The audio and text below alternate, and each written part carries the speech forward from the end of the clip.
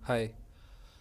Welcome to skill book coaching classes. So आज हम पढ़ेंगे 21 दिसंबर 2021 का करंट अफेयर एनालिसिस। ठीक है, ये स्टेट लेवल एग्ज़ाम के लिए फोकस्ड है और काफ़ी point two point current affair इसी इसमें डिस्कस किए जाएंगे। ठीक है, और काफ़ी इंपॉर्टेंट करंट अफेयर इसमें डिस्कस किए जाएंगे।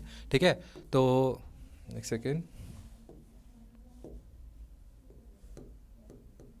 ठीक है, 21 दिसंबर 2021। ठीक है, सो आपका पहला न्यूज़पेपर चलते हैं। देखो, जम्मू कश्मीर के लिए इलेक्शन कमीशन ने 90 सीट्स का 90 असेंबली कॉन्स्टिट्यूंसीज का प्रपोजल ड्राफ्ट किया है। ठीक है, ड्राफ्ट प्रपोजल किया है। उसके लिए क्या किया है कि जो आपकी जम्मू की सीट्स हैं, वो बढ़ाकर 43 कर दी गई है। किससे? 37 से। और जो कश्मीर की सीट्स हैं, ठीक है, वो आपकी बढ़ाकर कर दी गई है 46 से 47। ठीक है, तो टोटल सीट्स जो हैं वो कितनी कर दी गई है, कितनी प्रपोज करी गई है? 90। किसके द्वारा? इलेक्शन कमीशन के द्वारा, जिन्होंने जिसमें क्या है, डिलिमिटेशन कमीशन के द्वारा ये ड्राफ्ट प्रपोजल रखा गया था। ठीक है, पहले समझते हैं कि डिलिमिटेशन कमीशन क्या होता है। डीलिमिटेशन कमीशन क्या होता है। देखो, डीलिमिटेशन कमीशन क्या होता है कि डीलिमिटेशन कमीशन का काम ये होता है कि जैसे कभी भी कोई भी एरिया है या कोई भी स्टेट है, ठीक है, उसमें जो टेरिटोरियल कॉन्स्टिट्यूएंसीज हैं, ठीक है, ठीक है, उनका एरिया, उनको जोग्राफिकली इस तरीके से लिमिट करना, उनकी बाउंड्रीज इस तरीके से सेट करना कि वहाँ से इक्वल रिप्रेजेंटेशन लोगों का आ सके। ठीक है, किसमें? इलेक्शन में। ठीक है, और ये जो है डिलिमिटेशन कमीशन बनता कैसे है, पारित कैसे होता है?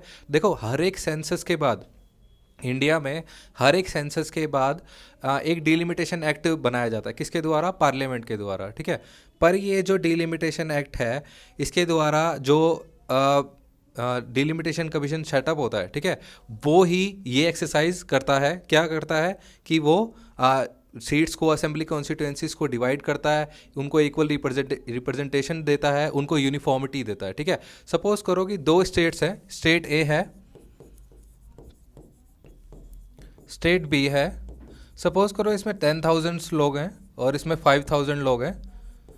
ठीक है, 10,000 लोग और 5,000 लोग, देखो देखो, दोनों स्टेट्स में यूनिफॉर्मिटी नहीं है। ठीक है, यहाँ पे कम लोग हैं, यहाँ पे ज़्यादा लोग हैं, तो इक्वली रिप्रेजेंटेशन नहीं मिल पाएगा। ठीक है, तो डिलिमिटेशन कमीशन का काम क्या है कि वो इस तरीके से इन दोनों स्टेट्स की जियोग्राफिकली लिमिट ऐसे सेट करे कि जो है इक्वली रिप्रेजेंटेशन आ सके। ठीक है, और ये किसके लिए भी अच्छा रहेगा? जो कैंडिडेट वहाँ से इलेक्शन लड़ रहा है। ठीक है, और उनके लिए भी अच्छा रहेगा जो लोग वहाँ से वोट देंगे। ठीक है ना, तो इस बार पहली बार ऐसा हुआ है कि जो एससी है, ठीक है, उनके लिए प्रपोजल रखा गया है कि उनको 9 सीट्स दिए जाएंगे। ठीक है, फर्स्ट टाइम ऐसा हो रहा है।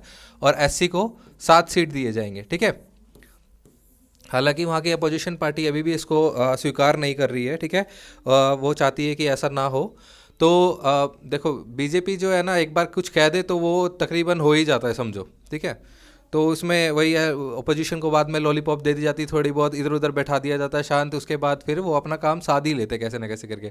तो मेरे हिसाब से तो ये ड्राफ्ट प्रपोजल जो है ये आगे जाके फाइनल ही होना है तकरीबन, लेकिन फिर भी अभी के लिए आपको याद रखना है कि ये एक ड्राफ्ट प्रपोजल है। ठीक है, तो उससे आगे हमें कुछ और चीज़ें याद रखनी है। देखो, ये जो पहला जो डिलिमिटेशन कमीशन है वो 1952 में हुआ था। ठीक है, दूसरा जो डिलिमिटेशन कमीशन है, इसमें जो प्रेसिडेंट है वो किसकी हेल्प लेता है? इलेक्शन कमीशन की हेल्प लेता है। ठीक है, और ये 1950-51 में भी इसकी पहली एक्सरसाइज शुरू हुई थी। ठीक है, अब क्या होता है कि पहले जो मैंने बताया कि डिलिमिटेशन एक्ट पहले बनता है, ठीक है, उसके बेसिस पर डिलिमिटेशन कमीशन बनता है। ठीक है, पहले डिलिमिटेशन एक्ट बनेगा, ठीक है, उसके बेसिस पे डिलिमिटेशन कमीशन बनेगा। ठीक है, तो ऐसे ही 1952 में डिलिमिटेशन एक्ट आया। ठीक है, डिलिमिटेशन एक्ट आया 1952 में, उसके बेसिस पे जो डिलिमिटेशन कमीशन बना वो बना 1952 में। ठीक है, 1962 में डिलिमिटेशन एक्ट आया, उसके बेसिस पे 1963 में डिलिमिटेशन कमीशन बना। 1972 में डिलिमिटेशन एक्ट आया था, उसके बेसिस पे 1973 में डिलिमिटेशन कमीशन बना।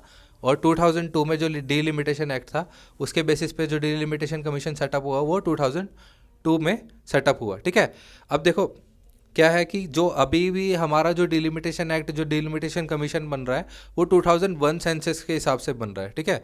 अभी कोई लेटेस्ट सेंसस नहीं हुआ है, ये 2001 के सेंसस पे चल रहा है।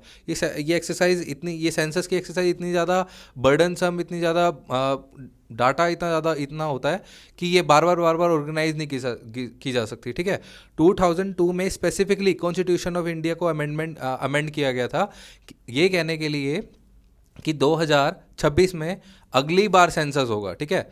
बीच में नहीं बोला कि 2026 में अगली बार सेंसस होगा, ठीक है। फिलहाल कोई ऐसा अभी सेंसस नहीं है। अभी जो हमारा डिलिमिटेशन कमीशन है, जो सेटअप हो रहे हैं, जो एक्ट बन रहे हैं, वो जो जितने भी उनका बेस है वो क्या है, 2001 का सेंसस है, ठीक है। उसके बाद आगे चलते हैं। देखिए उसके बाद हमें देखना है कि इसकी कॉम्पोजिशन क्या है। डिलिमिटेशन कमीशन में जो कॉम्पोजिशन होती है वो होती है एक रिटायर्ड जज, एक सेकेंड, एक रिटायर्ड सुप्रीम कोर्ट जज, ठीक है। ये किसकी कॉम्पोजिशन है, डिलिमिटेशन कमीशन की। एक रिटायर्ड सुप्रीम कोर्ट जज होता है, एक चीफ इलेक्शन कमिश्नर होता है, और एक रिस्पेक्टिव स्टेट इलेक्शन कमिश्नर। जैसे कि अभी हम बात कर रहे हैं जम्मू कश्मीर की, तो उसमें किसका इलेक्शन कमिश्नर होगा, एक तो जम्मू एंड कश्मीर का, ठीक है, और एक जो हमारे चीफ इलेक्शन कमिश्नर होंगे वो होंगे, और कोई भी एक रिटायर्ड सुप्रीम कोर्ट जज होगा, ठीक है। अब ये बात ध्यान रखने लायक है कि डिलिमिटेशन कमीशन अगर कोई रूल बना दे, ठीक है, अगर कुछ कह दे या कुछ पारित कर दे, तो वो कभी भी कोर्ट में चैलेंज नहीं किया जा सकता, ठीक है। ये आपको याद रखना है, ठीक है। These bodies are so powerful that their orders have the force of law and they can't be challenged before any court. उनके डिसीजन को कोर्ट के सामने चैलेंज नहीं किया जा सकता, ठीक है। आगे बढ़ते हैं। अभी आते हैं जम्मू एंड कश्मीर पे। देखिए अब क्या है कि जो ड्राफ्ट पेपर है डिलिमिटेशन कमीशन ने निकाला है, ठीक है, उसमें 7 असेंबली सीट्स जो है, 7 एडिशनल असेंबली सीट्स जो हैं वो जम्मू एंड कश्मीर के लिए प्रपोज करी गई है। किसके लिए, जम्मू एंड कश्मीर के लिए। 6 जम्मू डिवीज़न के लिए और 1 करी गई है कश्मीर वैली के लिए, ठीक है। और ये मैंने आपको बता ही दिया कि 9 सीट जो हैं वो रिजर्व्ड हैं किस किस के लिए, एसटी के लिए, और 7 सीट जो हैं वो रिजर्व्ड हैं एससी कम्युनिटी के लिए, ठीक है। जो total community seat, total assembly constituency seats हैं जम्मू एंड कश्मीर की, वो हो गई है कितनी, 90, ठीक है। अभी बता दिया था जम्मू में कितना है, 40, जम्मू में 47 to 43 हो चुकी है, और कश्मीर में 46 to 47 हो चुकी है, ठीक है। ये समझ में आ गया। और एडिशनल 24 सीट जो हैं, एडिशनल 24 सीट जो हैं वो पाकिस्तान ऑक्यूपाइड कश्मीर के लिए अलॉट की गई है, ठीक है। ये ध्यान रखना है, मैं बार बार बोल रहा हूँ कि अभी भी ये एक ड्राफ्ट प्रपोजल है, ये अभी फाइनल नहीं हुआ है, क्योंकि इसमें अभी रिकमेंडेशंस मांगी गई है, अपोजिशन अभी इसके अपोज कर रहा है, ठीक है। तो अभी सब कुछ चेंजेस देख के फिर बाद में इसको फाइनल किया जाएगा, ठीक है। फिलहाल देखते हैं कि चीफ मिनिस्टर कौन है। ये अभी जम्मू कश्मीर का वैकेंट है ये सीट, ठीक है। और जो गवर्नर है, लेफ्टिनेंट गवर्नर, वो है मनोज सिन्हा, ठीक है। जो वहाँ के जम्मू एंड कश्मीर के जो लेफ्टिनेंट गवर्नर हैं वो है मनोज सिन्हा, ठीक है। अब जो इसमें काम करने वाले थे, जो इस कमेटी में शामिल थे, जो इस कमीशन में शामिल थे, उनके नाम कुछ इस तरीके से हैं कि जो रिटायर्ड जज थे सुप्रीम कोर्ट के, उनका नाम है रंजना प्रकाश देसाई, ठीक है। और इसमें जो काम किया था एक और थे, senior deputy election commissioner Chandra Bhushan Kumar, ठीक है। उसके अलावा 2 लोग और थे, सुशील चंद्र जो कि हमारे चीफ इलेक्शन कमिश्नर है, ठीक है, हमारे इंडिया के चीफ इलेक्शन कमिश्नर है जो सुशील चंद्र, और जो जम्मू एंड कश्मीर के जो इलेक्शन कमिश्नर हैं वो है के शर्मा, ठीक है। ये दोनों उस पैनल में एक्स ऑफिशियो मेंबर थे, ठीक है। आपको याद रखना है ये सब बहुत इंपॉर्टेंट है। आगे बढ़ते हैं नेक्स्ट न्यूज़ पे, ठीक है। यूएस ऑफिशियल उजरा जया, ठीक है, इनको अपॉइंट किया गया कंट्री का कोऑर्डिनेटर फॉर तिब्बतियन इशू, ठीक है, कंट्री का coordinator as a for a Tibetan issue, ठीक है। ये क्या है, इनकी एक और पोजीशन कॉन्करेंटली होल्ड करेंगे, ये है under secretary for civilian security democracy and human rights, ठीक है। देखो कोऑर्डिनेटर का काम क्या होता है, ये तिब्बतियन इशू के जो तिब्बतियन जो लोग हैं, ठीक है, उनकी सिक्योरिटी, उनकी सेफ्टी, ठीक है, उनके राइट्स कैसे रखने हैं इंटरनेशनल प्लेटफॉर्म पे, ठीक है, उनसे रिलेटेड ये एक अहम रोल अदा करेंगे, ठीक है। तो आगे चलते हैं, आपको नाम याद रखना है, यूएस ऑफिशियल उजरा जया, ठीक है। नेक्स्ट न्यूज़ पे चलते हैं।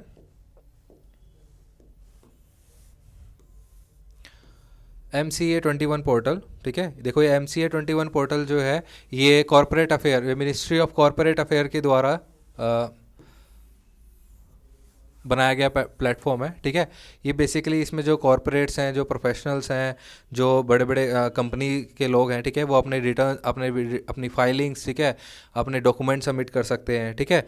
तो उससे रिलेटेड ये प्लेटफॉर्म बनाया गया है। इसमें क्या है, MCA21 is a key platform for companies to submit the required documents and filings under the company laws and LLP act, ठीक है। उसके बाद ये क्या है, पब्लिक लोगों को एक एक्सेस देगा, ठीक है, किसके लिए, कॉर्पोरेट इन्फॉर्मेशंस के लिए, ठीक है। एक एक्सेस देगा किसके लिए, कॉर्पोरेट इन्फॉर्मेशंस के लिए, ठीक है। तो आपको याद रखना है MCA21 पोर्टल जो है वो किसके द्वारा है, मिनिस्ट्री ऑफ कॉर्पोरेट अफेयर्स के लिए, ठीक है। आगे चलते हैं नेक्स्ट न्यूज़ पे। देखिए team TVS racing crown champion, ठीक है। जो टीम TVS रेसिंग जो है, इन्होंने जितने भी 4 कैटेगरीज में compete किया था उसमें इन्होंने विन किया है। कौन से कंपटीशन में, MRF मो ग्रिप FMSCI,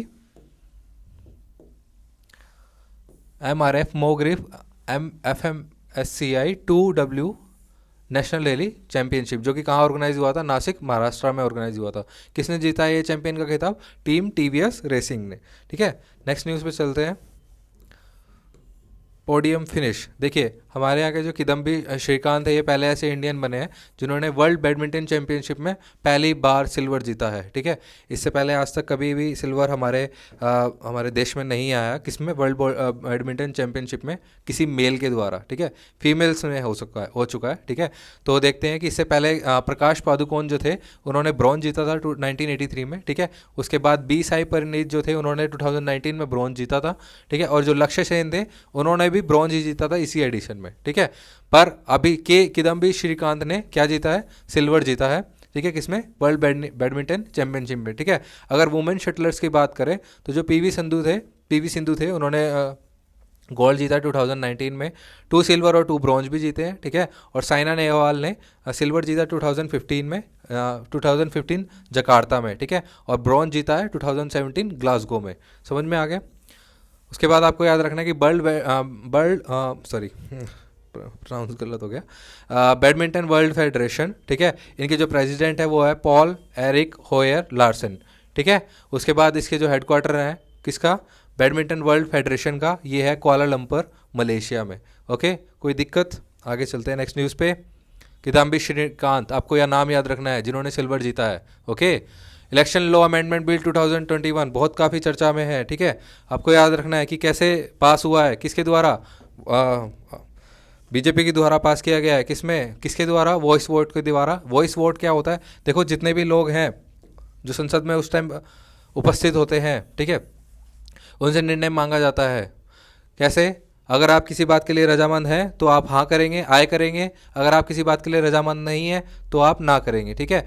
तो ये देखा जाता है कि आय की संख्या ज़्यादा है या ना वालों की संख्या ज़्यादा है, ठीक है। जिसकी संख्या ज़्यादा होती है, सपोज करो आय की संख्या ज़्यादा है जो इस केस में थी, तो ये बिल जो है वो पास हो गया। अगर ना की संख्या ज़्यादा होती तो ये बिल पास नहीं होता, ठीक है।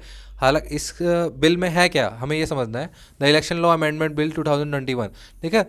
इसमें जो अमेंडमेंट किया गया है वो रिप्रेजेंटेशन ऑफ पीपल एक्ट 1950 में किया गया, 1950 में किया गया, ठीक है। Representation of people act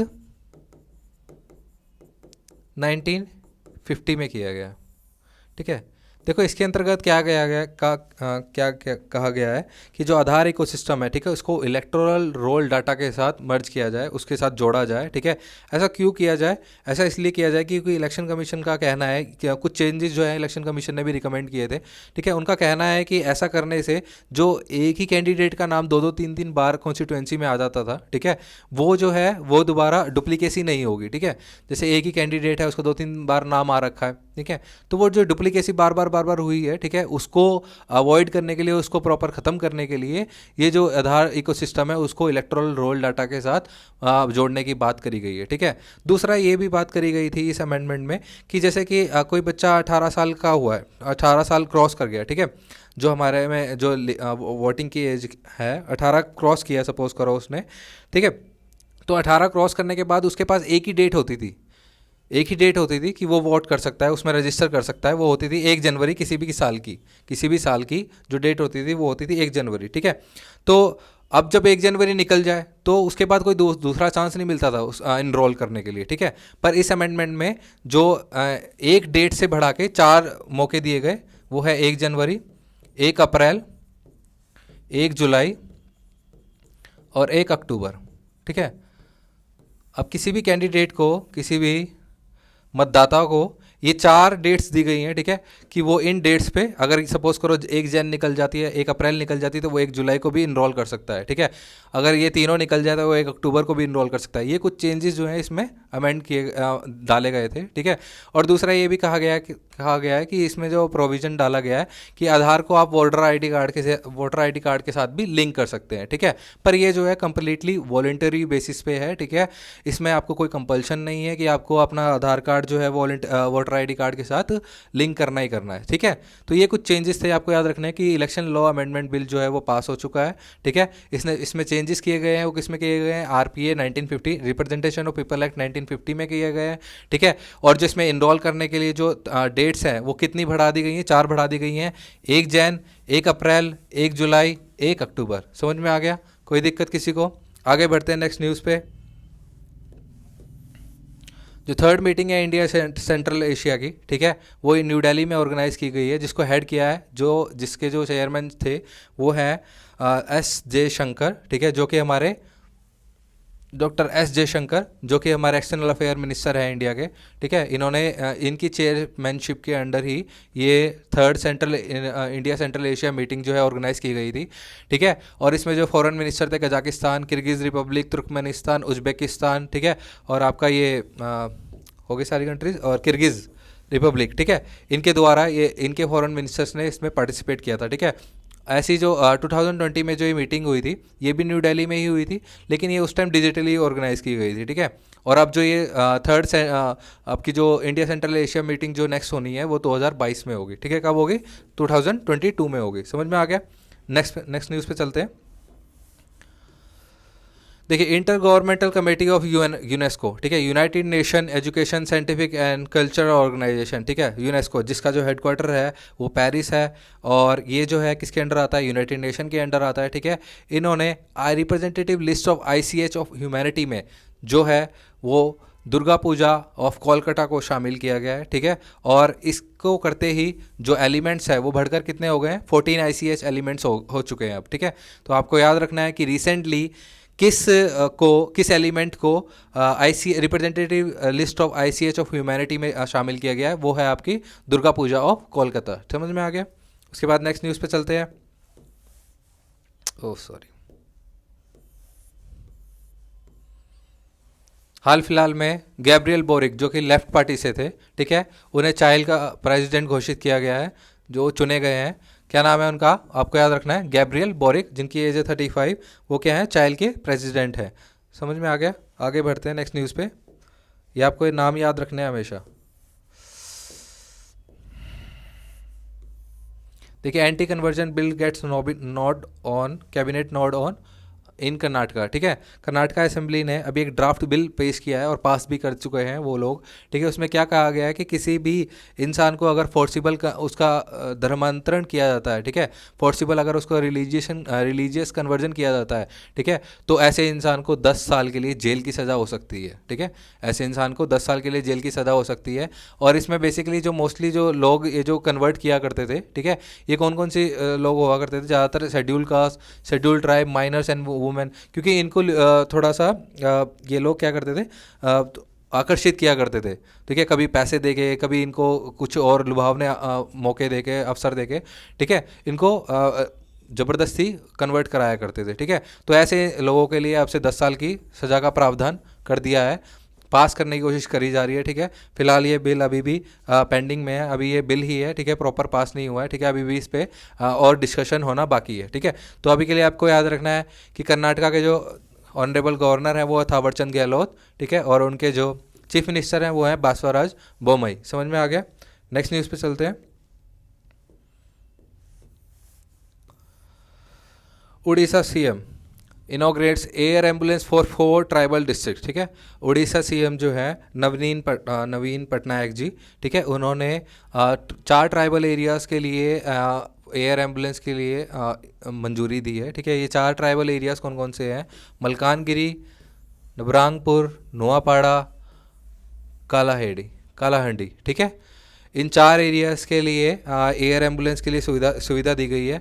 basically आपको पता है कि जो ट्राइबल एरियाज़ होते हैं उनमें अच्छी शिक्षाएं, अच्छी स्वास्थ्य सेवाएं पहुंचाना वहां तक, उनको प्रोवाइड कराना, ठीक है, काफ़ी बहुत ही मुश्किल टास्क होता है। ठीक है, क्योंकि वहाँ तक फैसिलिटीज़ नहीं होती, वहाँ अच्छे हॉस्पिटल्स नहीं होते। ठीक है, तो अब इसमें क्या, इस स्कीम के अंदर क्या होगा? इस स्कीम का नाम पहले तो आपको याद रखना है, मुख्यमंत्री वायु स्वास्थ्य सेवा स्कीम। क्या नाम है? मुख्यमंत्री वायु स्वास्थ्य सेवा स्कीम। इसके अंतर्गत क्या होगा? सपोज करो किसी टाउन, किसी कस्बे में कोई हॉस्पिटल है जो कि छोटा है और जो सिटी का हॉस्पिटल है, ठीक है, यहाँ से डॉक्टर्स को पिकअप ड्रॉप किया जाएगा यहाँ पर, ठीक है, जो कस्बे के अंदर हैं, जो कि नियर बाय होते हैं किसके? ट्राइबल्स एरियाज़ के लिए।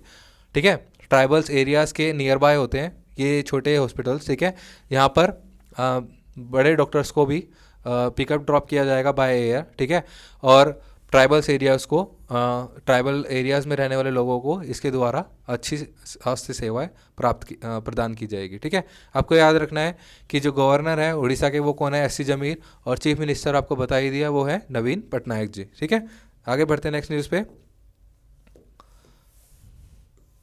Pradeep Kumar Rawat appointed as India's new envoy to China. ठीक है, आपको याद रखना है नाम, प्रदीप कुमार रावत। ठीक है, इन्होंने पहले भी काफ़ी अच्छी नेगोशिएशंस करी है चाइना के मामले में। ठीक है, तो इसको ध्यान में रखते हुए, इनका रोल ध्यान में रखते हुए इनको ऐसी इंपॉर्टेंट पोजीशन दी गई है। तो आपको याद रखना है, Pradeep Kumar Rawat appointed as India as new envoy to China. Next news पे चलते हैं। NHAI inks MOU with NCC। ठीक है, National Highway Authority of India ने मेमोरम ऑफ अंडरस्टैंडिंग साइन किया है किसके साथ? NCC के साथ, नेशनल कैडेट कॉर्प्स के साथ। ठीक है, किसमें कि जो NCC है वो जो है वेस्ट जो है वो इकट्ठा करेंगे। ठीक है, प्लास्टिक वेस्ट जो है वो इकट्ठा करेंगे, और NHAI जो है उनको कंस्ट्रक्शन ऑफ रोड्स के लिए उनको इस्तेमाल करेगा। ठीक है, तो आपको याद रखना है कि जो डायरेक्टर जनरल है NCC के वो कौन है? Lieutenant general Gurbirpal Singh. ठीक है, गुरबीरपाल सिंह। ठीक है, और सुशील कुमार मिश्रा जो वो है chief general manager of national Highway Authority of India. ठीक है, तो आज के लिए बस इतना ही, और इतनी ही इंपॉर्टेंट न्यूज़ हैं जो आपके स्टेट लेवल एग्ज़ाम्स के लिए फोकस्ड है। ठीक है, आपको इन्हें ध्यान से पढ़ना है, और मिलते हैं नेक्स्ट सेशन में। धन्यवाद, जय हिंद।